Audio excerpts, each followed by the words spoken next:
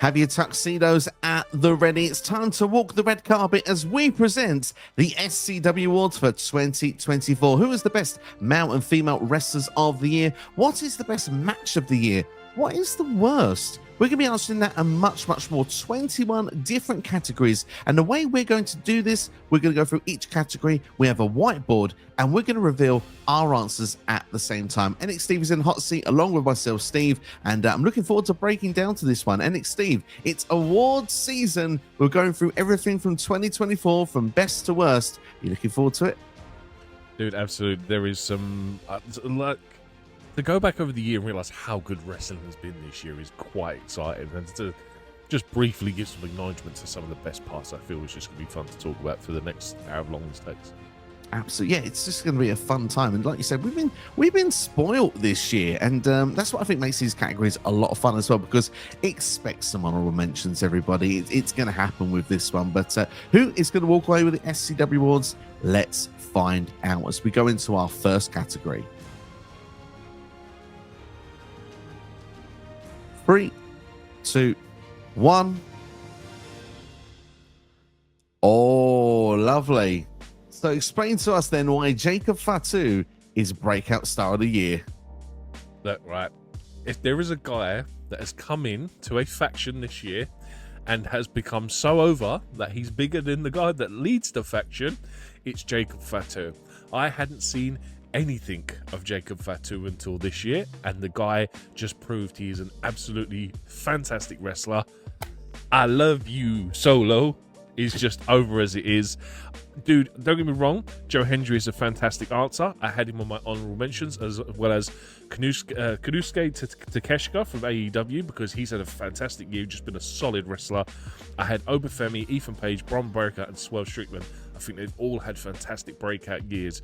But for me, Jacob Fatu, from coming out of irrelevancy, just not like people knew the name but didn't know how good this guy was, to then be like this over guy and be such a key point of one of the biggest storylines going. Dude, man, Jacob Fatu is the one for me. But like I said, Joe Hendry is a solid answer. Like I said, he's come out of not necessarily irrelevancy, which is I think why I've got more with Jacob Fatu. Like, I've known about Joe Hendry since his days on the UK Indies wrestling for WCPW and all these other places. So I genuinely went with a guy, for me, that has just come out of nowhere and blown me away. I'm not surprised by your answer, and this is how not surprised I am. Jacob Fatu was number 2 on my list, so he was the answer. But then when I dug a bit deeper outside the depths of WWE, yes, say his name, he appears, and we knew about Joe Hendry before this year, but did most of the wrestling landscape? I'm not sure. A mainstream audience knows about Joe Hendry, where before he would wave his arms in probably a couple of thousand people most. He's had signs on weekly shows of Raw and SmackDown popping up. The guy has been in the UK singles charts in the top 10 at one point. He even broke through into, I believe, into the American charts at some point as well with his song. He's just become over like Rover. He's potentially in 2025 going to attempt to be a part of Eurovision. He probably is going to be someone as well who's benefited the most from his social media activities and his exploits, because he's been able to main event a WWE pay-per-view whilst not being a WWE superstar. Obviously, that was No Mercy, if I'm not mistaken, earlier this year against Ethan Page. He's also someone that's now is going to be challenging for the TNA World Championship on a couple of occasions this year, and will do so at the start of 2025. And I wouldn't be surprised if he's world champion. His stock has risen from being, the Digital Media Championship, which is arguably the 3rd or 4th most important men's singles title in TNA, up to the top one. He arguably already should be the face of that company, but for me, he's broke out leaps and bounds. But yeah, Obafemi is another one that deserves that sort of mention as well, because I mean, he's just the next big thing in my personal opinion. I think he's going to be amazing. Bron Breakker as well, obviously just breaking out on the main roster, becoming an IC champion. Ludwig Kaiser breaking out as a single star as well. There are many great honorable mentions out there, but I think we've gone with the right two. Jacob Fatu is a fantastic one, but for me, I'll be singing the praises of Joe Hendry.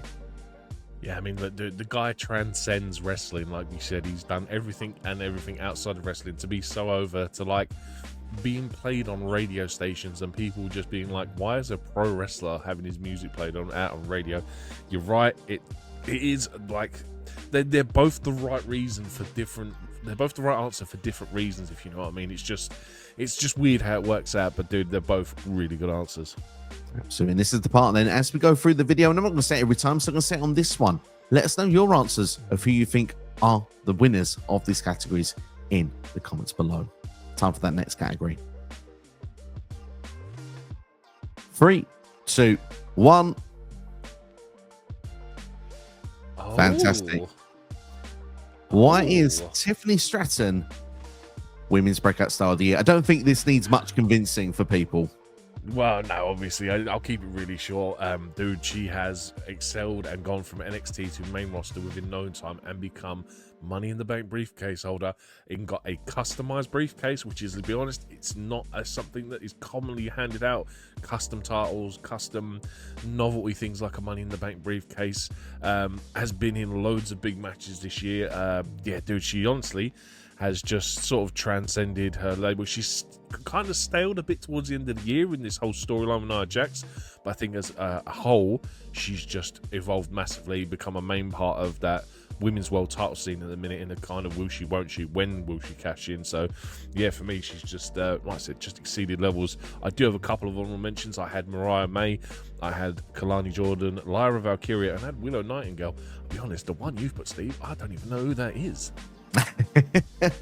Well, obviously she's in Stardom, obviously Mina Shirakawa. Gotcha. And she's obviously made her appearances quite frequently with AEW this past year, starting with the Forbidden Door match that happened, of course, with Timeless Tony Storm earlier this year. Of course, she was the tag team partner of Mariah May, was the almost a catalyst to get the start of the breakup with Mariah May and Tony Storm later in the year. Of course, they had their match at Wembley Stadium. Mina, of course, already was massively over after her first spell with the AEW audience. The We Want Mina hashtag was trending to the point that obviously we saw her then at Wembley Stadium in the crowd watching on, horrified as her friend Mariah May had betrayed Tony Storm and gone on to win the Women's World Championship. Since then, she's made some appearances in AEW, and she's even challenged for the AEW Women's World Championship. There's just a likable factor about Mina. She's someone that's just got an it factor, charisma, great in ring, and I don't know, it's just, for me, the more you see her on TV, the more you want to see, and I think that's certainly something that can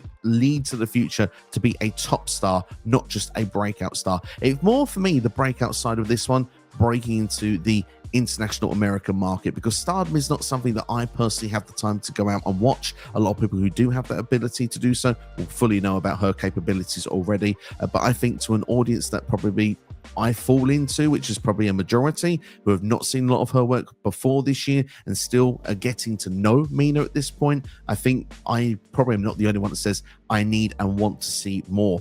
With Tiffany Stratton, she was the second one for me. The reason I didn't go with it, because dare I say, I feel that she's almost overstepped the breakout star. I actually think she's a contender for Women's Wrestler of the Year. That's how much she has had a good 2024, in my opinion. So wanted to stick with the breakout for this one. So I've gone with Mina, but all of your ones you've gone with there. Lyra, obviously, fantastic year. Great start to it anyway. It's faded off a little bit towards the end of the calendar year, but Kalani Jordan, first Women's North American Champion. So there's been some good names out there that can be a shout for this award, but for me, I'm sticking with the hashtag We Want Mina. Yep, dude, I know who you're talking about now. As soon as you turned around and said Tony Storm AEW, I knew who you was on about, so apologies. Like I said, my brain is old. I'll just give it that one. 3, 2, 1. Hey, that's what I like to see. Yeah, Jey Uso, and yeah, at Backlash, let's be honest, it's the right answer, because Yeet has got over so massive as well. Look, everyone's doing the hands, everyone's doing the arms, and like particularly Backlash, that was a special crowd. The fireflies in the air, special moment, special feeling, challenging for a world championship as well, coming through the crowd. I don't know, there was just magic in the air that night in particular. But Jey Uso has had many great entrances this year coming through the crowd. It seems to become now his way of coming to the ring. Obviously, he might even start somewhere in the parking lot. The camera just follows the dude walking through. It just, for me, he stands out when it comes to the entrance, and there's no one better right now than Jey Uso when it comes to that. He's even overshadowing Roman Reigns' entrances, so that says something. the fact that he's getting his own entrance sometimes when they do a whole bloodline entrance says it itself, dude. And yeah, that Backlash crowd, phenomenal, and the reaction he got was immense. And dude, I can't really add much more to what you've said. Yeah, just dude, it's so over. I mean, don't get me wrong, the last pay-per-view it was a bit flat, but I think that's the crowd, not necessarily Jay's fault. But dude, that entrance this year was great. Just to briefly go through some honorable mentions I also had Randy at Backlash, because that's hearing that crowd sing Randy's song and Randy just soaking it in, I thought was fantastic. Cody and Roman both from night 2 of WrestleMania 40. Punk from SummerSlam, because that was a massive pop when he got that. And the other one I had was Joe Hendry from NXT No Mercy, because again, dude, crowd loves it. Absolutely, yeah. You made some great mentions there, particularly Randy's one stands out to me, because that was like, everyone just kind of went, why haven't we been singing Voices for the last 15 years? It was just the moment the penny dropped for like, France has outdone us there. They had a very good night that night. So, yeah. Jey Uso, entrance of the year. 3, 2, 1. Praxium. It is NXT Tag Team of the Year, but not just the Tag Team NXT, everywhere. Tag Team Wrestling struggled a little bit in 2024, hasn't it? It's not had the forefront that we would have expected. SmackDown is making a bit of a resurgence. I feel AEW is trying as well now towards the end of the year, but there's been one constant through 2024, and it's been in NXT. Nathan Frazier, Axiom, they've run that division. They've been great tag team champions. Think about the matches with the likes of Chase U they've had as well. Just this past couple of weeks ago, get Deadline as well against the quarter catch crew as well. I mean, there's been some great matches these guys have had. Dude, they have honestly, apart from the one time when they lose it this year, they've been the most consistent tag team. They've been winning and winning every time we get to an NXT pay-per-view, or even just a title defense in general. Every time everyone thinks Fraxium are going to lose it, but dude, Fraxium are fine, man. Like, you can't really go wrong. They've been, like I said, the best tag team. My only other honorable mention was the Judgment Day, just because they've kind of been tag team for the longest time as well. But if you've seen Raw this week, you can tell that all they've done is criticize how many times they've defended those titles. But yeah, it's like I said, Fraxium, they defend it on a regular, they win it on a regular. Dude, tag team of the year for me. Absolutely, yeah. I mean, they've also been the cause of teams to break up. Where everyone thinks they're going to break up, we've seen many teams break up at the cause of Fraxium. So, yeah, they've certainly got a power with what they're doing together. 3, 2, 1. Yeah, there we go. It's an easy answer. It's the easiest answer. They're the only tag team in the women's division that have dominated, I suppose, or even done anything this year, aside from Isla Dawn and Alba Fire picking up those women's tag team titles at Clash at the Castle, which we kind of know was a hometown favourite win. These two have essentially been women's champions. I can't think of any other women's tag team champions outside of it that have done it. I even looked at TNA. They've even had a couple of changes in their division. My only other notable I would have said was Lash Legend and Jakara Jackson, because they kind of broke out as a tag team this year. But dude, without gold, it's kind of pointless. Yeah, I mean, I think you make a great point with everything you've said there. I think WWE has some great potential tag teams, but obviously when you have the superpowers together, Bianca Belair and Jade Cargill, it's hard to dethrone them as champions. Like I say, it happened once, but yeah, I think the thing that says this the most is that when the Unholy Union had those championships, they were nowhere near pay-per-view. They were nowhere near a premium live event. Jade and Bianca actually got those titles on premium live events, like beyond kickoffs on main shows as well. So for me, I think it's an easy win here for this one as tag team of the year. They've made the division feel more relevant single-handedly. Agreed. 3, 2, 1. Oh. Give us why the Judgment Day are the faction of 2024. Well, just in terms of championship accolades this year, start of the year, Rhea was women's champion, that was part of the faction. Priest won the World Heavyweight Championship at WrestleMania. Liv's then joined and has been women's champion the whole time she's been part of the faction. JD and Finn have been tag team champions, as well as Finn and Priest this year have been tag team champions. In terms of accomplishments this year, I think they've knocked it out of the park and have just absolutely dominated it for a faction that's essentially on the ropes, that is on the verge of collapsing. they've pretty much been the best faction. Like, I honestly thought you was going to put the Bloodline, and I was like, oh, I don't know. They've been gone half the year, and the new Bloodline kind of didn't get over in the draft. They went like 5th round or something. So I was like, I struggled really to find another option. Like, OG Bloodline was my only other answer I could think of, and they've been around for less than 5 minutes so far this year. Yeah, I mean, the thing is, Judgment Day are a great option for this. And like you said, when you mention the accolades out loud, it's a really good shout, and it's actually quite hard to argue with. The only thing I would say is that when you take Rhea and Priest out of the group, which I think we've pretty much done from SummerSlam onwards, Rhea's been out for a long time of the year as well. You just sit there and think to yourself, well, the new version of the group have kind of, I don't know, even though they have championships, they've just not seemed as dominant to me. They seem to have some whipping boys as well in the group as well. So for me, I don't know, that's the reason I didn't go for it. But I've wanted to go with the new Bloodline, but I just don't think they've got over with the crowd and with people the way that they should have done. They've not been as dominant as they should have been at moments and places of this year. So yeah, I mean, when you look outside of that with WWE's factions, I mean, Bobby Lashley's now in AEW. I think the Hurt Syndicate, in the brief time they're there, look like $1 million, but they have just started, so it's probably a potential for next year. But if I look with AEW, Death Riders, although it's something that's happened in the second half of the year, they've done what you could call an NWO style takeover of the company, and they have done it successfully. They've quickly got hold of the AEW World Championship. They said it's not your company anymore, it's theirs. Well, if they're going to have that championship in their possession, it makes their statement mean a hell of a lot more. I still don't know what the end destination is going to be with this, but so far everyone that has tried to mess with the Death Riders hasn't come out on top. They've always ended up laying on the canvas or ended up being injured or hurt. So for me, they're doing the job right now, and for me, I agree with you. I think the factions haven't been booked as strongly as they could have done this year. Therefore, for me, I think the Death Riders have made it an easy win. Yeah, I mean, the only thing I would say against the Death Riders is they haven't been around all year. And I think, obviously, we're going for a year award, and I'm going to go around with the faction that have been around the longest and will achieve the most. But, dude, don't get me wrong. Give it, if they're still around by this time next year, and depending on how their AEW story plays out, they could very well be up for the same nomination again next year. Certainly could be.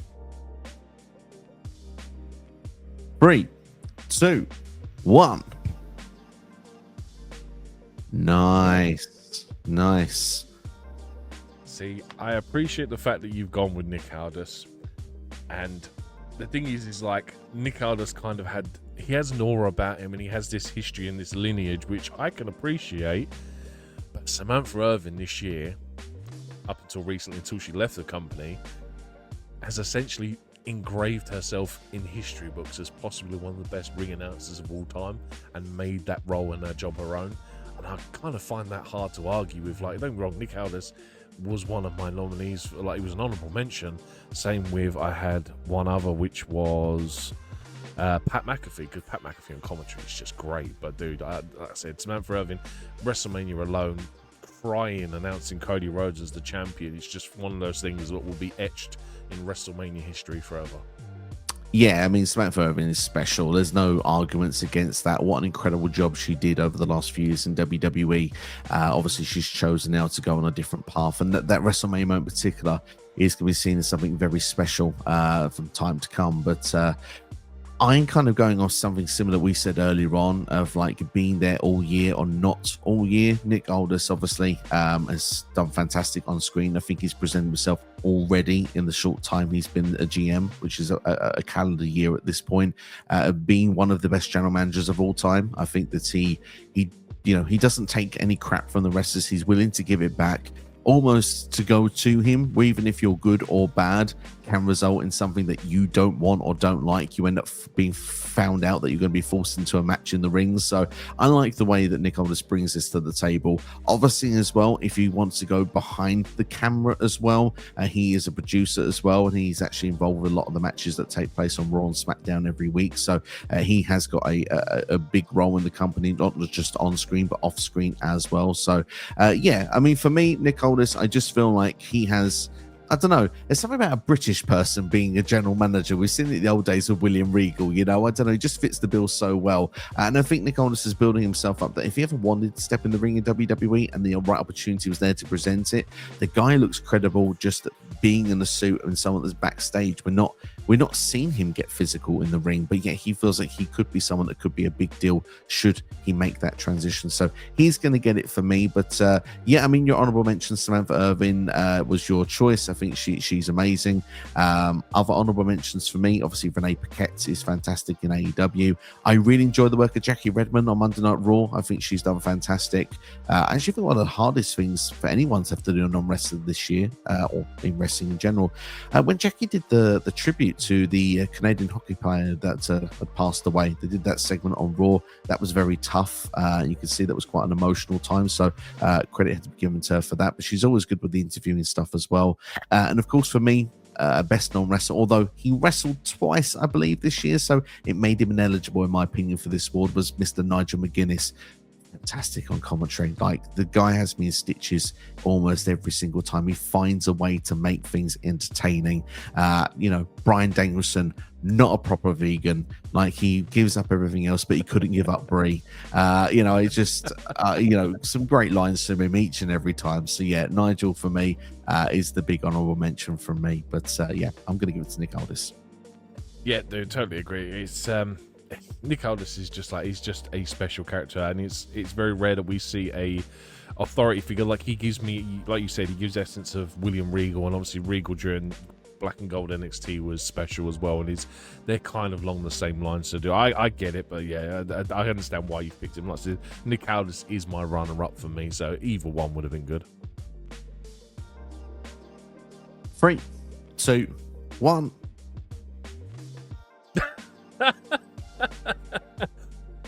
Copy and paste the previous answer, dude. Again, same thing. Ingrained herself into WrestleMania history, pro wrestling history. Will go down as one of the best ring announcers of all time. Blah blah blah blah blah. I do have a lot of other favorites as well, not just apart from Pat McAfee and Nick Aldis. Michael Cole, Byron Saxton this year in his backstage interviews. In terms of a favorite, it's been so entertaining. Michael Cole is always entertaining, man, and even just recently, the stuff with Kevin Owens being interviewed in the parking lot is fantastic, and obviously Cole and Sexton have been doing it for years. Yeah, absolutely. Yeah, I mean, for me, Nick Aldis, look, it's the only double award winner on my list. So if we do favorites later in this, there will be different answers. I think that come throughout. It's my only double as well. Yeah, but I don't need to repeat why I think Nick Aldis is the best. I think he's been amazing. But I will give another shout out to Vic Joseph, who I think's also had a fantastic year. And really good. He also picks up. He has to put up with Booker T every week, which has got to be very unpredictable and not easy to work around. So it definitely deserves an award in itself. 3, 2, 1. Yeah. Exactly the same thing, dude. Undertaker coming back at WrestleMania. The gong in itself and the goosebumps that I still get every time I watch it is just phenomenal. And again, I think the fact that everyone was expecting Stone Cold to be in that spot, and we said this when we did Mania review, that I actually enjoyed it a lot more that it was Taker, because it was more of a surprise and you got more of a genuine reaction out of me. Yeah, I thought it was great, man. There's just 5 minutes of madness towards that WrestleMania main event match where all of a sudden there's just run-ins left, right, and center, and it just, everything is timed to perfection, and it just goes from level up to level up to level up. When you get like the likes of, I don't know, Jimmy and Jey Uso come out, who you'd expect to be involved at the start of that with Cody and Rock, to them, Roman, to then move on to the likes of, you know, John Cena, Seth Rollins, The Rock to come in, all those people you sort of expected. But then the second that you actually got The Undertaker, like you said, the gong hit, and I don't know, every time that someone came out, I was like, oh, this person's coming out, this person's coming out. And then when The Undertaker's won it, I went back to childhood. I just completely lost myself in the moment and was just completely freaking out.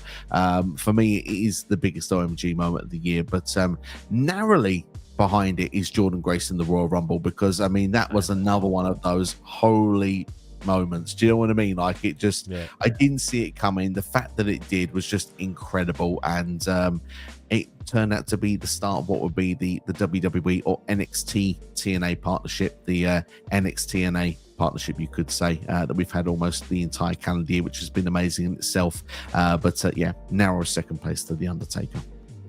Dude, Jordan Grace was one of my honorable mentions. I do have 3 more quickly. Nigel McGuinness's return, because I think the pop that he gets for that from that crowd is phenomenal.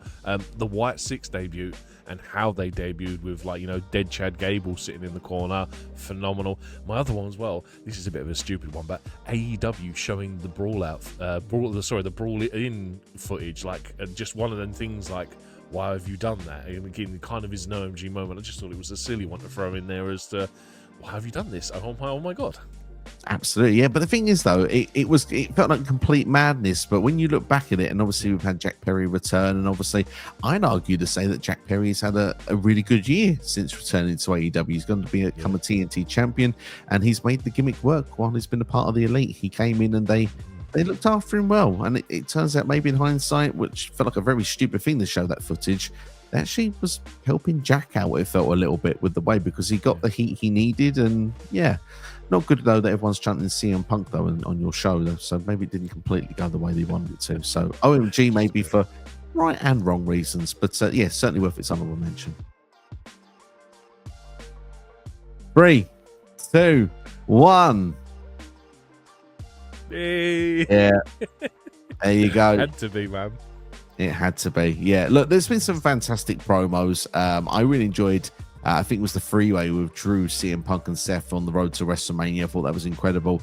There's been some great sort of bloodline stuff as well on the road. I think the Rock and Cody you mentioned off air before we came on was a great honorable mention as well. And obviously where, you know, the Rock, you know, drops the F-bomb attacking Cody in the parking lot, I think that was in Brooklyn, was just phenomenal. But look, the dude burnt down a man's house. Hangman Page, you know, you had the feeling earlier in the show with Swerve, you know, the fact he'd got his childhood home and like something he grew up in, and it was something he always wanted to have back once he'd left it, and just to have that sort of feel-good story. Of course you knew something bad was going to happen. To see Hangman Page and sitting outside there drinking whilst the house is burning down behind him, just the cinematography, the image, the shock factor, the storytelling as well, to go into the all-out match with the lights out steel cage match as well, which was, you know, it made that match, because we'd seen a few times these two wrestle, but you felt like you needed to see that match just off the basis of that. It's probably one of the best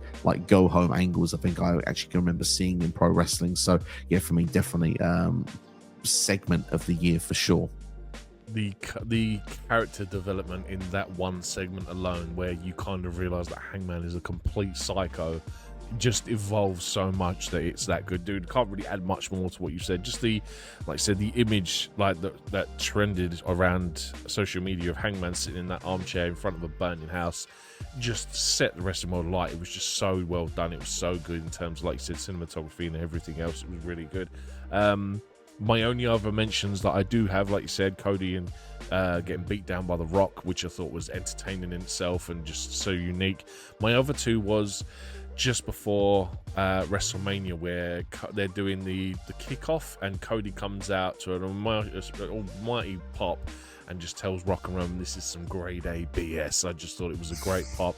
And then my last one was the recent one, the New Day getting rid of Big E, just because I don't think we were expecting it. I think we were expecting Woods to turn on Kofi, and the way that they plant it and shift it all to Big E, and the way that they've been treated in the last 2 weeks on Raw, I just think is phenomenal. And like I say, to be completely blown left-sided by a segment and not get what you were expecting, just I think notches it for me as well. But definitely though, Hangman burning down a house is definitely promo/segment of the year. So I'm so happy you mentioned the New Day, because that almost slipped my brain. That was definitely top 3 for me when you look back at it. And obviously the emotion on Big E's face as well was something very special during that segment. Like you said, the fallout of that has been absolutely brilliant so far, and I can't wait to see where it leads to next. But yeah, fantastic stuff. And Swerve and Hangman, segment of the year. 3, 2, 1. It had to be. it's been the most exciting feud that's, do you know what I mean? It's transcended international waters. We've had Punk screw Drew twice out of a world title, once at WrestleMania, where, you know, he essentially cost him that title against Priest when he cashed in. Then again at Clash at the Castle when he come out as the referee and screwed him over once again. And the whole storyline that simply evolves around a bracelet of all things, and how that psychologically affects Punk and all that kind of stuff. Dude, it's just been so good. And their match alone, their we believe it was a Hell in a Cell match. I can never remember the match types and stipulations, but dude, it was just to end that feud. And for the, like, bearing in mind that's gone on since the Rumble as well, so it's like an 8-9 month storyline that played out for the most part of the year. It's just been so much fun to watch. And now obviously as we get towards the end of the year, it's obviously died out, but do you know what I mean, there's still essences of it, of that feud being there with Drew now coming back. So you never know, they could go back to it again at some point. But dude, it's just been so much fun to watch. It just felt real. There's just credits. The probably is elements where it may be real, but these two have managed to work together, offset, and have managed to create magic with how they've done things. Obviously, Drew was unhappy with CM Punk's return, had walked out of Survivor Series. Fast forward to the Royal Rumble, obviously Drew is the cause of the injury to CM Punk, taking him out for 8 months. They managed to make a feud work for 8 months with CM Punk not being able to wrestle, which I think is something very special. And each time they built it up to where you wanted to see it more and more and more, till you finally got to that match at SummerSlam. And they had some great matches. They had 3 matches, and all of them were brilliant. And it's credit to them for making something work so well for so long. You can go into other ones. Obviously, you mentioned Swerve and Hangman. Amazing stuff that they've done. Obviously, that's certainly the best feud in AEW for a number of years. They've done some great stuff over there with that.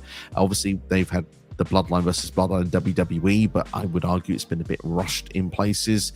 You've had Rhea versus Liv that's been going out throughout the year as well. Priest and Balor. There is some good stuff and some good storylines for feuds and stuff, but ultimately, I think that you can't look past CM Punk versus Drew McIntyre. It's been something very special, and many are saying that CM Punk versus Drew inside Hell in a Cell, possibly WWE's best match for years. So, great stuff.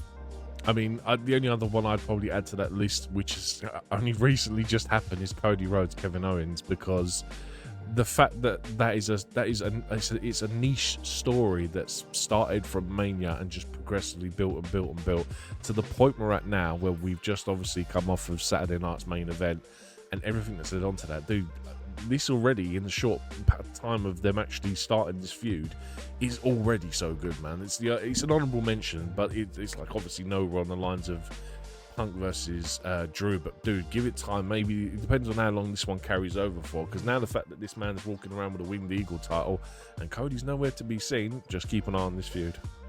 Absolutely. I mean, Cody's been in some great feuds all year, really. Obviously, when you talk about The Rock, was a big build up to WrestleMania. You mentioned the special segment they had earlier, and obviously had that continued after WrestleMania going on for a few months, there was an argument that could have definitely been a feud of the year, but only went on for the first sort of 3 months of the year. Who should have got that WrestleMania main event spot? And obviously there's definitely some fan fiction out there. Obviously, there's a documentary based on it as well. So there certainly is some interesting talking points from it. Obviously, Cody finishing the story as well. Obviously, feels into a feud of the year as well. Roman Reigns, that's culminated over a 2-year story for Cody. Obviously, a 1-year story against Roman as well. So, it's some special stuff in there. But nothing tops CM Punk versus Drew for me. 3, 2, 1. Yeah, it is what we thought it would be. Look, I think there are worse matches probably out there. Obviously, AEW Rampage is a thing, and sometimes there's some dodgy clips that go on X from Collision as well. But I don't have time to really watch those ones, and I would make the argument that, and sorry to some AEW fans, those matches don't really matter. It's a small scale. If you compare it to a feud that has been built for about since SummerSlam, the year previous to WrestleMania, had changed details of the storyline up in the last month before WrestleMania, to then have a lot of time cut from the match and it just not work out the way it should have done. Jay versus Jimmy should have been an amazing story. They're capable of having 5-star matches. They did at WrestleMania 39 the year before as a team. Just couldn't make it work, the magic in a singles match against each other. So for me, even if there are some of the worst matches of the year, the stakes that put onto this match make it worst match of the year for me. Yeah, I mean, just the spectacle and the fact that it's on the WrestleMania card of all cards, it's kind of like obviously the biggest thing for me. Like, again, time cut, all this kind of stuff, sure, but it wasn't like, it just felt like something like it just felt essentially like a super kick party where we saw very minimal wrestling and they kind of just tried to do sort of more spots than anything else, and it just didn't deliver for me. I mean, I went back through all my other matches that we've reviewed over the year, and nothing for me on a pay-per-view scored lower than this. It's got a 2-star because I thought it was okay, but I just thought that it's just not what I was expecting it to be. Like you said, with the whole story that they had, the brother versus brother, good guy versus heel, Jay being a breakout star, it just felt like it should have been a lot better. I mean, my only other match that I thought that could be in this category was Liv versus Nia at Crown Jewel, because I just thought it was an absolute garbage match. Like, just whatever it was, it just didn't seem to live up to it. But Crown Jewel was a dud show for me anyway. But like I said, I think just the spectacle of WrestleMania alone is why I have to give it to Jimmy versus Jay. Same. If I have to give an honorable mention, I would actually go with the women's War Games match. Look, to be fair, War Games matches are very good, but I had total disconnect in that match. I don't know, maybe someone had told the women that their weapons were in different places under the ring. Maybe it was miscommunication, but every time it took people like a minute to find what weapon they needed to bring into the ring. It just complete disconnect from the match. It broke down structures and moments in the match, obviously leading to those infamous chair shots that Nia was throwing, having to sort of wing it, if you will, and obviously people not being in place, so everyone kind of just lost their bearings for a moment. So yeah, that match I think is another one that may stand out as a potential candidate, but yeah, I think Jimmy versus Jay is the one. WrestleMania is the show of the year after all. 3, 2, 1, we match again. Good, isn't it? Go on, take it away. Let's be honest, right? It's a 2-year like amalgamation of a story that we was expecting to get last year that was delayed until this year, and it was like, it's not very often I have blowout from watching wrestling where I'm just like exhausted from watching it. And while you can go out there and find better wrestling matches, you will never find this year a better storytelling match. And I'm a storytelling guy. This is what I go for, man. And like I said, Cody being on this 2-year journey to win that title that his father was robbed of all those years ago, and like to have The Rock come in and try and take his WrestleMania spot, and the payoff in the end. And we talked about the match a little while ago with the OMG spot with The Undertaker.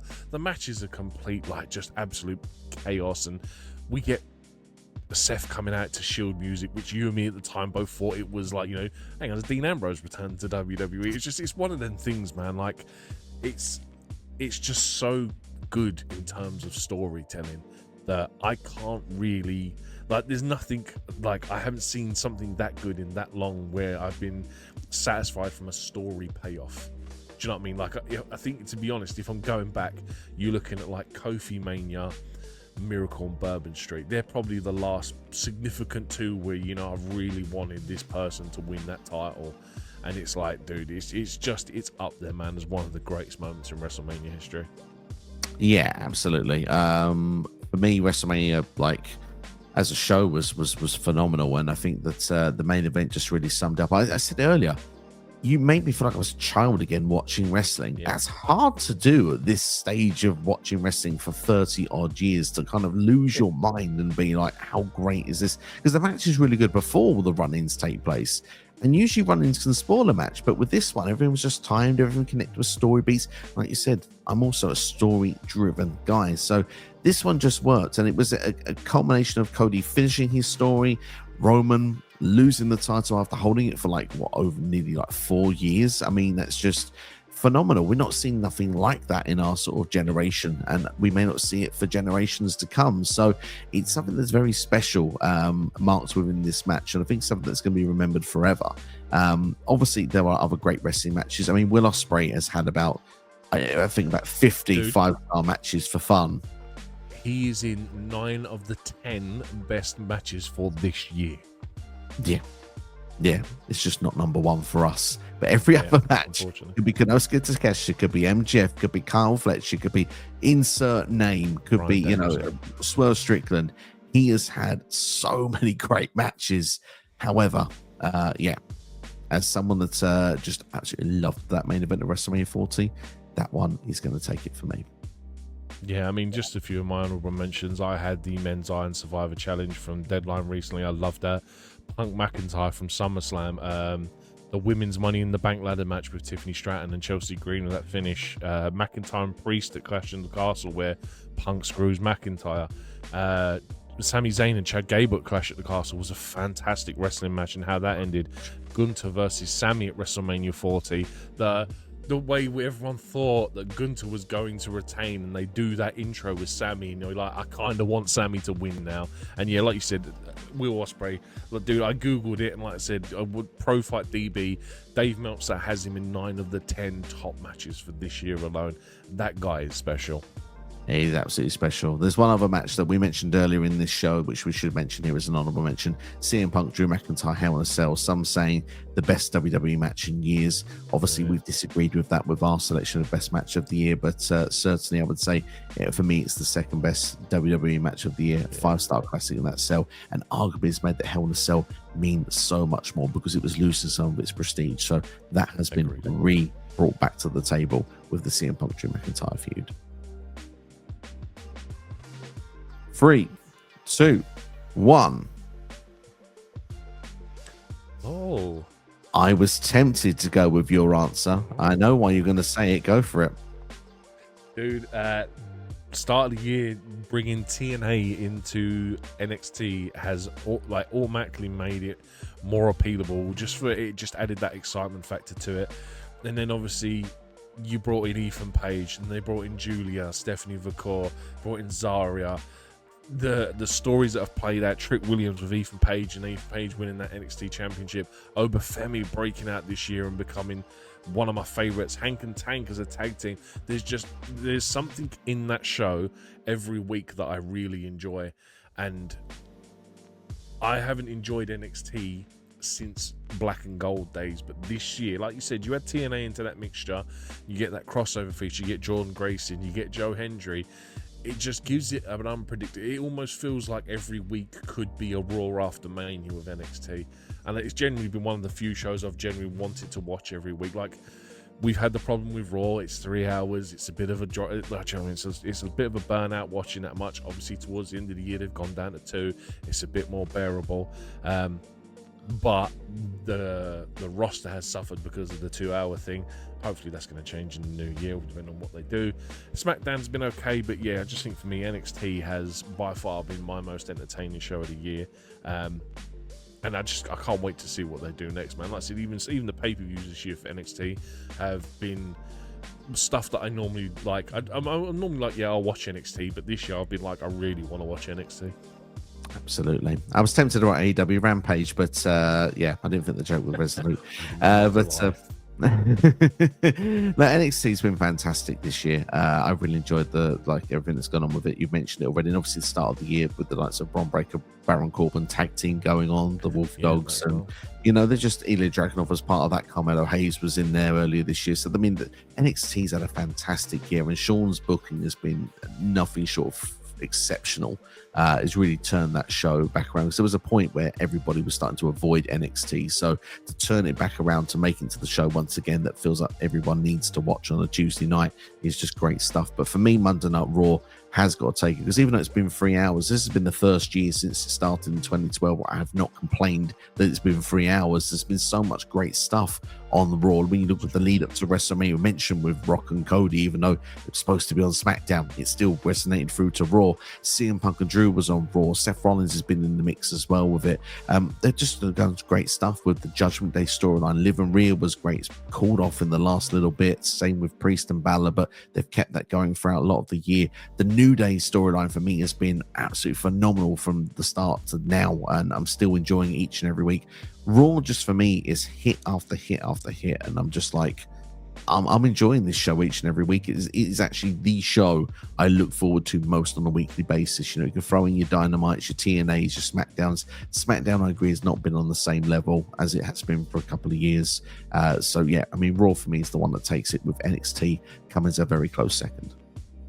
Yeah, I mean, we've said many times this year that although a lot of people over the years have complained about the length of Raw, we both turned around and said that Triple H's booking of Raw has, like, at no point this year have I felt like, Raw's too long, this needs to be shorter. Like, do you know what I mean? I think he's booked Raw really well this year. It's yeah, like I said, it is a good answer. Like you said, all the storylines they've done are fantastic. I said, dude, I think just NXT has just been the one for me this year, but Raw equally has been that good this year. 3, 2, 1. Oh. Nice. Interesting. Oh, okay. Oh, so my thought with WrestleMania was that I had the same thing last year, whereas if I could take one night from WrestleMania, it would have been the best pay-per-view of the year. But I had to take WrestleMania as a whole. And over the 2 nights, there is some really good stuff on either note. But like, for instance, night 1, I was expected to be the better show night, and it turned out it wasn't. Night 2 was better. And I think I was kind of underwhelmed by that. Whereas SummerSlam, I think just like the end, like, not even necessarily end, because you start off with Rhea versus Liv. You get the turn from Dominic Mysterio, which we've been waiting on a long time. And it was, again, that's a culmination of a story.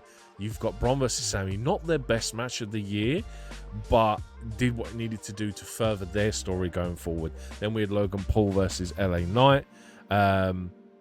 Then we move on to Nia Jax versus Bayley. 2 just kind of like okay-ish matches. But then you move to the later end of the card.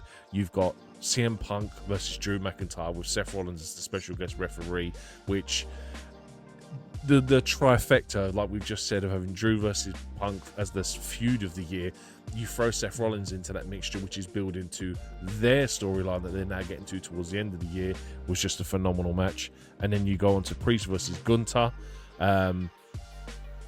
which is, again, another great match to finish it on. And into the final match, which is Cody Rhodes versus Solo Sikoa. Overbooked mess, but Roman's return. It's just a fun show. Like, it's one of them shows that starts hot, is meh, and then finishes really hot. It's kind of the ideal pay-per-view this year. Yeah, I think it's my highest rated as well. I think I rated this a 9 out of 10 for the year as well. And I'm kind of like, if I enjoyed it the most, it kind of has to be my pay-per-view of the year. Absolutely, certainly should be as well. Sounds like a perfect GM mode. You know, have a bit of a dull lull in the middle, and then it's sort of the start and the end is where it's great. I agree with you though that WrestleMania 40 on night 1 has a couple of, look, we mentioned the worst match of the year, so you know, but still, I think despite that, I think they managed to make it the best show of the year, because night 2 is perfection. It's chef's kiss. Yeah. Obviously, with the fantastic Seth and Drew opener, the Priest cash in. I think LA Knight and AJ Styles had a fun match. The 6-man hardcore match between the Final Testament and obviously Bobby Lashley's group, the Street Profits, with Bubba Ray Dudley as the referee. Much better than any right to be, in my personal opinion. It was just fun. You know, you go on into the later part of the cards as well with Bayley and EO, and obviously the main event we've mentioned already. But night 1 for me is still great. Obviously, Rhea and Becky had a solid opener. The only matches I'm not keen on basically are Jimmy and Jay, and also the match with the Mysterio and Andrade. Yeah, that tag team match. Yeah, just mainly because of the fact the 2 players that I think was the Philadelphia Eagles got involved in it, which for me disconnects. Not an NFL guy, and for me, I'm not usually a fan of those sort of spots anyway. But outside of that, I mean, Gunther and Sammy's on night 1 of WrestleMania, which is a fantastic match as well. The tag team match with Seth and Cody versus The Rock and Roman was a fantastic match as well. There's just so many good matches on WrestleMania this year that even though they have 1 or 2 that is off, everything else is switched on, and it's switched on to the max. So for me, it's going to get pay-per-view of the year for me. Yeah, I mean, I don't even have WrestleMania 40 as an honorable mention, if I'm honest. I have Money in the Bank and NXT Deadline. Like, I think, like, just 2 shows that I enjoyed from start to end. And like you said, Like I was critiqued for picking WrestleMania last year. Did I pick it? I can't remember, but I'm sure I was like, I wanted to pick WrestleMania, but it was like you had to take the two nights into account, and I have to do it this year. And I'm sure going forward, when SummerSlam becomes a 2-night event, it will be the same thing. Whereas I have to judge it across the whole year. But I think from start to finish, like I said, I rated SummerSlam apart from night 2 of WrestleMania, which was that was my highest night. But night 1 was a 7 out of 10. So I've just checked it as we've gone back. But on average, it's only about an 8.5 for me on each night if you work it out on average. But SummerSlam for me was the one. But otherwise, yeah, dude, yeah, WrestleMania itself was great. It's just again, same reasons for you on those matches. They're okay, but are they WrestleMania quality? I think is what I'm trying to get at with them. Absolutely. Well, I'll tell you what, honorable mentions for me, and how I didn't even mention this is in the match of the year category on with Danielson versus Swerve. That's another phenomenal match. So that's criminal that wasn't mentioned earlier. So apologies to everyone watching going, why didn't you mention that? All in, obviously, certainly a show for me that's going to get an honorable mention, but NXT Heatwave is the one that really stood out to me as a potential one there. Ethan Page obviously winning the NXT Championship in the Fatal 4-Way main event with Shawn Spears, Trick Williams involved as well, and Javon Evans. You had the fantastic match with Sol Ruka and Kalani Jordan for the NXT Women's North American Championship. The first tag team match with Fraxium and Chase U was amazing as well. So some really good stuff on that show. I want to say there was also Wesley versus Obafemi, which was another great match also. So yeah, I mean, Heatwave for me, literally exactly what it said on the tin was heat. So yeah, but no, I'm going to go for WrestleMania 40 for me. But yeah, and the Rumble as well was quite a lot of fun this year as well. 3, 2, 1. Oh my god. Okay. Slightly controversial. Go for it, mate, because this is going to need some explaining for me. So, first reason it's a controversial answer, not the longest reigning champion of the year. That goes to Roxanne Perez in NXT. She's technically the right answer because she's actually had matches against everyone and beaten almost everyone when the championship's on the line. But Cody, for me, has, as champion, has actually held the title with prestige. I think that he looks like the face of the company. He's actually raised stock. He's done great with the ticket sales. He's actually had some really fun matches. People will look and go, oh, it's been a bit of a lame run. The matches with AJ Styles have been fantastic. I want to say phenomenal, pun is intended. Backlash being a great start. Obviously, the I Quit stipulation they had then for Clash of the Castle, which was a lot of fun. The match of SummerSlam, which you said, pay-per-view of the year, main evented by Cody Rhodes against Solo Sikoa, Roman's return. Look, it's more fun than perhaps what it should have been, and they went on to have a good steel cage match that would follow that. And obviously, Cody racing with the Kevin Owens storyline has been a lot of fun as well. Cody just, I don't know, he's in the suit, he has the prestige as well. He carries himself like a politician, and he just feels right as champion. And look, as the last little bit to just try and get a bit of convincing, he had the Wing Eagle Championship for Saturday night's main event, which, let's be fair, it's a prop. But do you know what? That was my generation of starting wrestling, and I'm a sucker for it. So, yeah, I'm going to sign up for that one. I'm surprised you didn't put it in terms of my dad's bigger than your dad, because essentially Cody beat Gunther at Crown Jewel. So, you know, he technically has won over Gunther. But let me tell you about this man here, right? This guy brought the Intercontinental title back to the Island of Relevancy with a 666-day reign that ended on the biggest night of the year. This guy then could have easily gone off and done nothing. He then went on to be World Heavyweight Champion. This guy is a 2-time champion and has been champion for most of the year. Apart from Damian Priest's little run with the title in between, this guy has absolutely dominated this year. You won't find a bad Gunther match this year. Every match he has been quality. You're right though, Roxanne Perez is one of the correct answers because she technically has been champion all year, but the guy that brings the title back from obscurity to relevancy and then moves on, he does exactly what he does with the IC title. He goes from moving off of a mid-card title to being one of the biggest stars in the company. And yeah, dude, I mean, don't get me wrong, it's Cody Rhodes wins lol, but Gunther, for me, like I said, to be a 2-time champion, to come off that IC title run, to not having a bad match all year, I think that's the reason why he's my champion of the year. I mean, I only have 2 other mentions. One was Jordan Grace. I think she's been phenomenal as a TNA Knockouts champion this year. The other one was Fraxium, as tag team champions in NXT. There isn't that many to pick from this year. There literally is a handful of champions. Absolutely. And I agree with your honorable mentions, by the way. And Gunther's had a fantastic run. The only thing I would say with the IC is similar with Roman, obviously, could have been in the category then for champion of the year because he had ended a 1,000-day reign as champion when he lost his strap on the biggest night of the year. Sure. I just feel that a lot of that work is done previously. But Gunther, he would have the shout for me. The problem I've had is his most recent booking when he's obviously, it's character development, but he's almost a bit like he's on the ropes. He's nervous as champion. He seems to be, almost willing to fumble the ball. We don't talk about that. That's like that song. We don't talk about Bruno. We don't talk about Gunther's loose face. There we go. Fair enough. 3, 2, 1. Oh, you're so right. You are so right. I had her down as an honourable mention as well. Look, I picked Liv Morgan because she came back at the Rumble to a hot reception. She went on to win the World Heavyweight Championship. She has been predominantly featured all year. She has been in the mainstay. She has had this feud going on with Rhea Ripley all year. I am wrong though. It is Roxanne Perez. I can't believe I picked Liv Morgan. What an idiot. I'll stick with it. But yeah, like I said, Liv Morgan for me has just been predominantly featured all year. Not necessarily to the best booking. We've seen Dom treat like a pinata, but I went with it. I'll stick with it. The thing is actually I like you pick a Liv Morgan because she's an honourable mention for me. She's like in the top 4 or 5 for sure.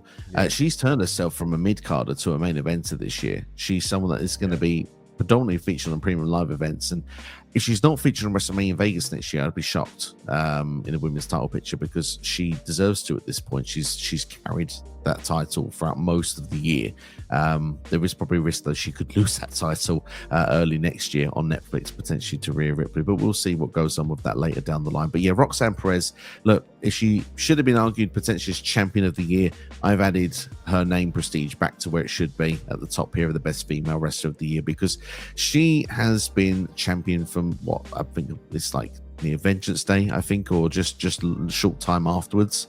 Stand and Deliver, maybe it had been. She's been the longest reigning champion in WWE over this past calendar year, and she's faced everyone in NXT and she's beat them when it happens to have the singles match. Julia is one that stands out. Obviously, Jordynne Grace came in from NXT. Honorable mention, by the way. Jordynne Grace has had a phenomenal year, but she came in and she lost to Roxanne Perez. Roxanne's faced everybody, and she's had some great matches in amongst that as well.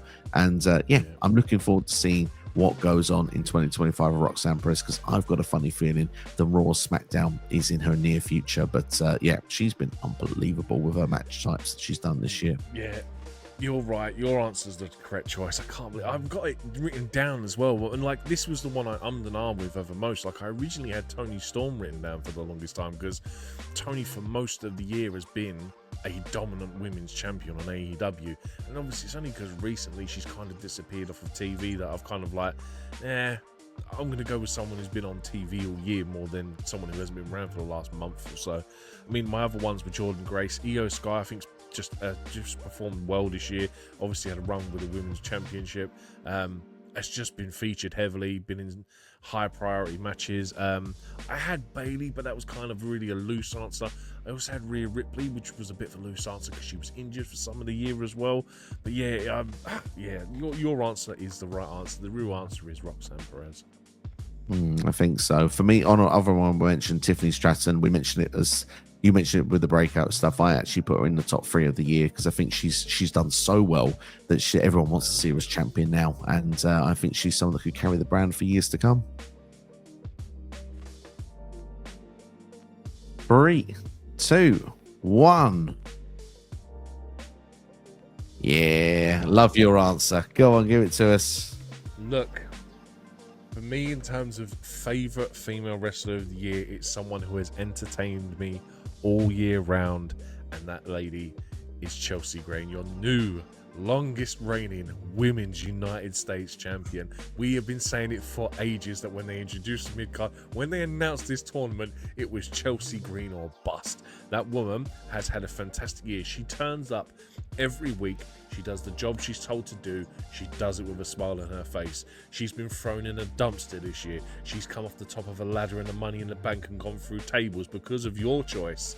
She has done everything, and she's done it with a smile on her face, and she has been rewarded for it by winning that United States Championship. And dude, I cannot wait to see the red, white and green of Chelsea Green go on from this point forward. It's really hard for me to pick someone else. I mean, I did have Liv Morgan, because Liv Morgan has entertained me as well this year. I did have Tiffany Stratton, and I also had Toni Storm, because they two have also entertained me this year. But no one has done it better than Chelsea Green. I love the answer, Chelsea Green. It's going to be hard for anyone to disagree with that answer. And yeah, I mean, obviously Chelsea confessions that she does, and like it's just the facials, how she is with everyone going to the ring, even as recent as Saturday night's main event, going to the ring, because obviously those ramps were very tight, and like she just stopping halfway around, just smell like, oh, what's that smell kind of thing towards the fans. It's just like everything she does, she's just these little moments that she has constantly, and you put them together, and what a magical performer you've got. And you've said some of the stuff that she's put herself through this year, and she's just been amazing in doing so. But for me, I've gone with Tiffany Stratton, and the pure reason is that I just think she's evolving into the best. That simple as that. Like, she has everything that goes for her that screams someone that is going to be the champion for years to come. Like, she's in ring fantastic. You know, people say she's got the look as well of a champion. She's someone that's come up Money in the Bank. People want to see her win the Royal Rumble. They want to see her as champion in WrestleMania. They want to see everything with Tiffany Stratton.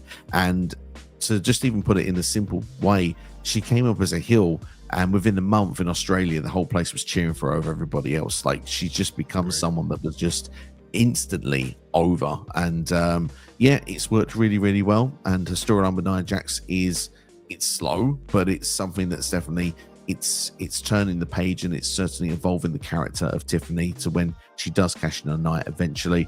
It's going to get that big monster pop, and it's going to make a new megastar in Tiffany Stratton. So yeah, I think for me it's going to be the choice. Chelsea Green, absolutely honorable mention. Liv Morgan, absolutely honorable mention. Again, really enjoyed both of their work also this year. Io Sky for me is always a joy to watch as well, and I'll give a little shout as well to Lyra Valkyria. Burst onto the scene of Raw very well as well, but she's just faded away a little bit towards the end of the year. But I do think her time is coming now with this Intercontinental Championship being brought to the women's side. Dude, totally agree. I love your answer. Yeah, I mean, Tiffany's, you can already tell she's set to be one of those ones that will be a mainstay in the main event scene in the women's division. She has all the skill in the world. She has the character. She has the mic work. She has the look. She already has, like we said earlier, she has a custom Money in the Bank briefcase, which is not an easy thing to come by, and they have absolutely smashed it out the park. It's the reason why she still hasn't cashed in yet. That thing will be there. They're still trying to sell them things on WWEshop.com, and yeah, it's like you said, she'll be a mainstay for the future. She is, in my eyes, she could be the ideal replacement for someone like a Charlotte Flair when Charlotte Flair was to retire. 3, 2, 1. Interesting with Seth. Why Seth? Right. If you were going to go back over this year and ask me who the most valuable player in pro wrestling has been this year, it's Seth Rollins. Everything he's done in terms of story-wise, he has played a key role in, a supporting character, whatever. You go back to WrestleMania, he was part of the Cody Rhodes story. He's been part of the Drew McIntyre CM Punk story. He's now obviously got his own feud. He's been in a feud with Bronson Reed. He's been in a feud with the Bloodline. He, for me, consistently this year has been the most key player for a lot of storylines. And for that, I think that needs some sort of acknowledgement, because he's not had that many matches this year, I know. But in terms of someone who, if you look at WWE and say, who's your foundation built off, it's someone like Seth Rollins. And like I said, he's been involved in so many key stories this year, even for the smallest details. Night 1 WrestleMania tag match with Cody. Night 2, obviously, he makes the appearance he tries making that appearance as the Shield. Just everything else he's done this year, he just for me has been MVP of pro wrestling this year. Your answer is technically correct. Yes, like we've said earlier, Will Ospreay, 9 out of 10 of the top 10 matches this year, having Will Ospreay in as a professional wrestler. Will Ospreay has been the best professional wrestler this year. But for me, in terms of a star, a backbone that a company builds their foundation off of, Seth Rollins has by far exceeded anyone this year. That's a fair argument. Obviously, yeah, I agree. He's not had probably enough matches for me. Obviously, he's been injured a bit this year as well, but you can't argue with the idea of his role in other storylines. He's made himself a strong presence in other people's stories. Obviously, you look at SummerSlam with CM Punk and Drew McIntyre. Obviously, that was going into WrestleMania at one point as well. He's been aligned with Cody Rhodes, obviously, with Rock and Roman. So, I mean, there's been stuff that's kept Seth ticking throughout the year. So, I think it's a very good shout that you make. But, yeah, Will by God Ospreay, like you say, he has a way of making matches so unpredictable, so fun, and there are other wrestlers that wrestle like Will Ospreay, but their moves come across as choreographed, flippy. They just don't connect the same way. With Ospreay, it just feels legit. It feels like it's meant to be part of the story, and it just fits. He's a once in a generation performer. Easily the best wrestler in the world for me, and he shows it almost every single time he goes through the curtain. Honorable mention, Gunther is someone also that goes through the curtain, and for similar reasons, but with a completely different style, a complete throwback style, never has a bad match. If there's a match I feel I need to see currently in the world that's not possible to see, it's Will Ospreay versus Gunther. I think it'll be freaking amazing. But at the same time, yeah, right now, Ospreay, we mentioned it earlier, Takeshita, Swerve Strickland, MJF, Kyle Fletcher. The list goes on and on. He's had so many great matches. Ricochet, Roderick Strong. I mean, I could be all day. He doesn't have a bad match. He doesn't, and I almost want someone to find me a bad Will Ospreay match because I don't think it exists. Yeah. No, dude, I totally agree. Like, he has been the best professional wrestler for the last 4 years, 5 years. Like, since, do you know what I mean? He's evolved, like the way he evolved from I forget what they call him out in Japan, a light heavyweight over in Japan, and he evolved into a heavyweight, becoming New Japan World Wrestling heavyweight champion.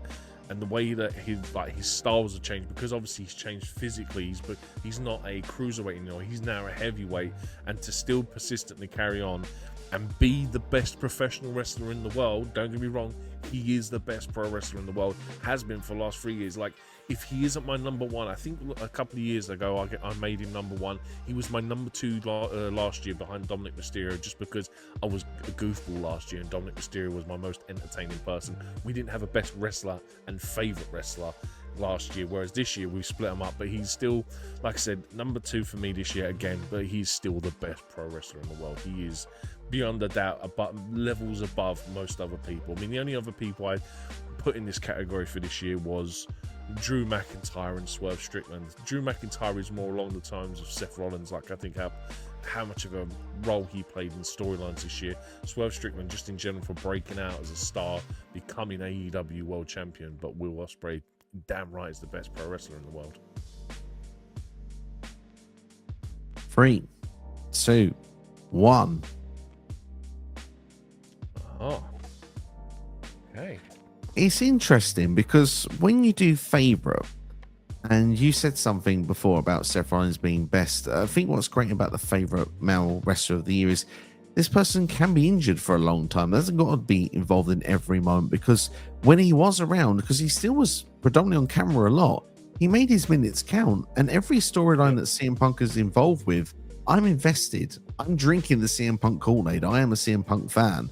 What he says, and when he goes to say anything, He could be supporting someone's local sports team. I'm still listening. I'm invested. And CM Punk has this way of capturing people that not a lot of other people can do. And I think it's very special. And while he does that, I'm always there and I'm invested. When he's been in ring and able to wrestle, and he's done, 3 or 4 matches, they've all been brilliant. I've enjoyed every match with Drew. I've enjoyed the War Games match with the Bloodline. I'm enjoying the Fallout as well. I'm excited to see what CM Punk's going to do next. I think it's leading to Punk versus Roman Reigns at WrestleMania, which again, very excited about. Can get his WrestleMania main event. CM Punk for me, there's something very special about that guy. And like I said, Gunther will be an honorable mention for me because he's a favorite of mine and I like watching what he does in the ring. I'm always invested in every time he wrestles. But CM Punk, I'm almost just as invested. Just his appearances, picking up a microphone, dropping a pipe bomb, it's enough for me. Dude, I respect it. I mean, for me, it's a bit hard for me to ever pick, at the minute, for me to pick anyone other than Kevin Owens. This guy on a weekly basis entertains me, whether it's being a goofball, breaking the fourth wall, do you know what I mean? Even little things like, no, you can't come out yet, I haven't said your name, you know the rules, you can't come out until, like, just generally being just fun and entertaining to watch. And like, he is my main reason why I come back every week to SmackDown at the minute, and has been for years. Like I said, it's hard for me to find anyone else that entertains me as much as Kevin Owens.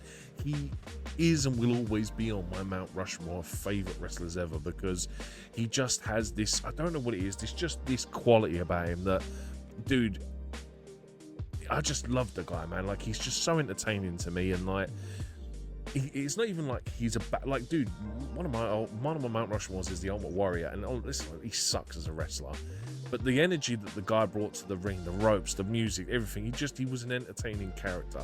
That Kevin Owens can back up the character with the wrestling, and he will deliver. And whether this guy is a heel or a face, I can never boo him. And I said this to you a couple of weeks ago, I find it very hard to hate anyone or find anyone who doesn't like Kevin Owens as a pro wrestler, whether it be wrestling or character. I just think everyone kind of likes the guy. And like I said, this is a bit of a niche category for me, because it's always going to be Kevin Owens until the day the guy retires. But see, look, I get what you're saying with CM Punk.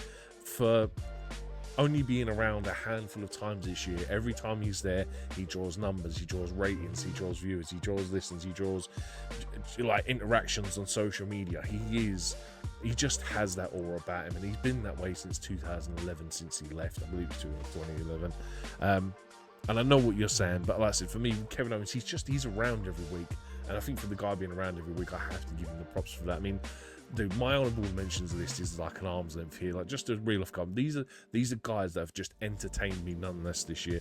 Chad Gable, Ethan Page, Obafemi, JD McDonough, and Carlito, for God's sake, because those two as goofballs in the Judgment Day have been just fantastic. Nathan Frazier as just a wrestler in general and a bit of a goofball. Randy Orton, I think Randy Orton is in one of the best years of his career this year. This current run as a face is just so good. But for me, dude, Kevin Owens is just a one, man. He's just so good. I'm so happy you mentioned Kevin Owens. I love his work. He definitely would be an honorable mention for me. And there's not much more I can add to it that you haven't said already, apart from Kevin Owens is right against Cody. And he got screwed at Saturday night's main event as well. I look forward to hopefully another match with those two at some point further down the line. But yeah, I mean, ultimately with Punk, I think just the last line from it on from a perspective, I still was pinching myself. He's back in WWE after leaving in 2014 to all them years thinking he would never return, to come back nearly a decade later. It's just, yeah, it's still almost surreal at this moment. And the fact is, we still haven't seen him compete at a WrestleMania since a return. I think the buzz is going to continue until that moment. So I really hope he gets his main event.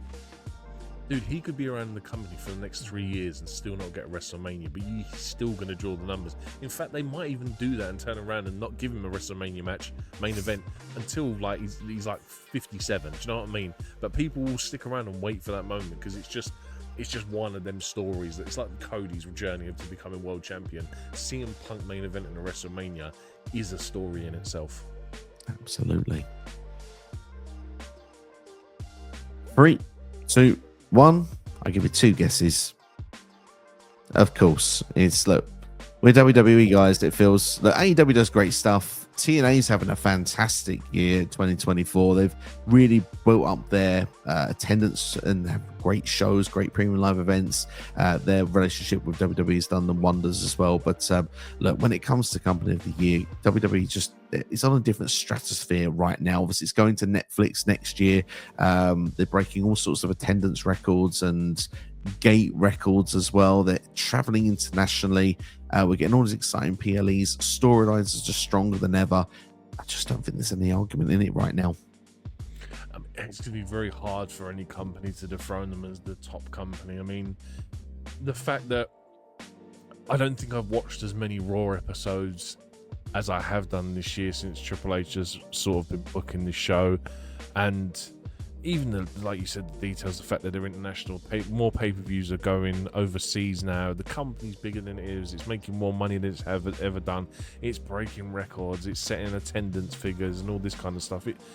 That's just from the business side of it. Then you go into storyline stuff. There's so much stuff that even the smallest little niche stories, like I said, that the Kofi and Xavier Woods story, we sat on that heel turn for maybe 2-3 months before they actually pulled the trigger on it.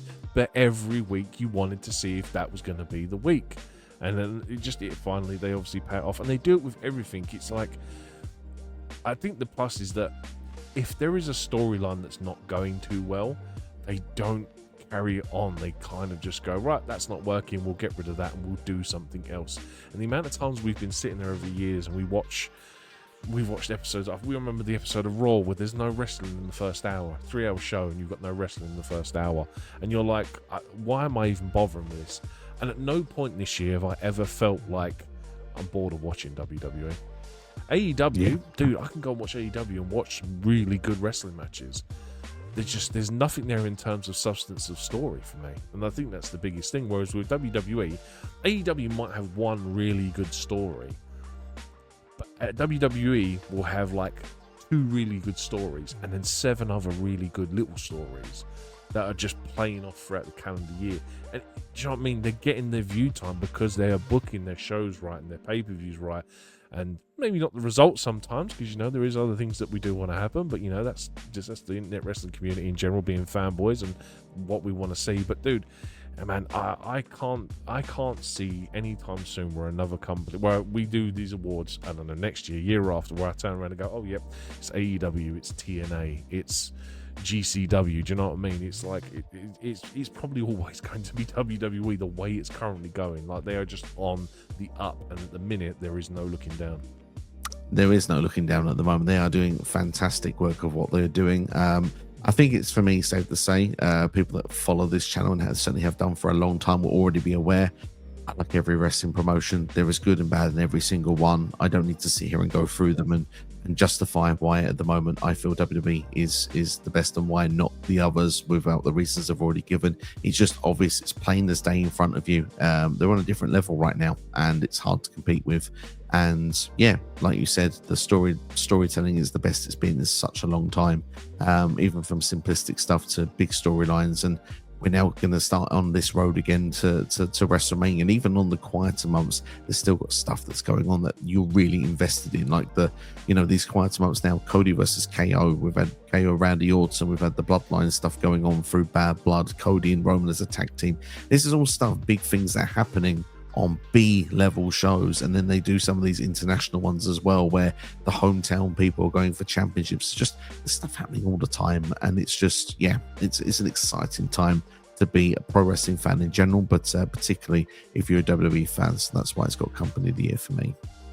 Yeah, I mean, I think probably the best part is oversaturation. Like, they're not. Do you know what I mean? We get to a pay-per-view and we get 5 matches on average, maybe 6 on a rare occasion. But like, they're giving you what they feel is the most important, and they're making you wait for the rest of the stuff. And they're Triple H, whatever Triple H is doing is just working in terms of booking. Like, he's like, pay-per-views are no more than 3 hours. There are 5 matches. We're getting good matches. We're getting good stories. We're like, it's just working, man. And like, as long as they continue on that road, there is no downfall for them. Quality over quantity. So that's the SCW Awards for 2024. That's our picks through all the categories. So now it's your turn to get involved in the comments below. Who would be your winners for each category? I will put everyone in the pinned comment on the YouTube video, so you can copy and paste it, and you can put your answers in below, and I will answer every single comment. Thanks to everyone who has watched as well, and I hope you've enjoyed wrestling in 2024 as we embark on a new exciting journey for 2025 just around the corner. And Steve, thank you for joining me for this video. It's been a pleasure having you as always. Dude, always a pleasure. I look forward to being back here next year, where we spend the next hour and a half again working it out. Like, this probably isn't going to be an hour and a half long because of the joys of editing, but dude, it's always good to find out. Like I said, just difference of opinions, I think, is the most interesting part. Absolutely. Don't feel that you need to take an off season from this channel. There'll be new content on the way. And obviously, as we go into 2025, yes, it starts going to Royal Rumble season, AEW Grand Slam, WrestleMania. It's all on the way. And it's an exciting time to be involved following this channel. So we do highly recommend you like, share, and subscribe. And if you can't get enough of this channel, then click this video on the side of your screen right now. Thanks for watching. Take care. We'll see you for the next video.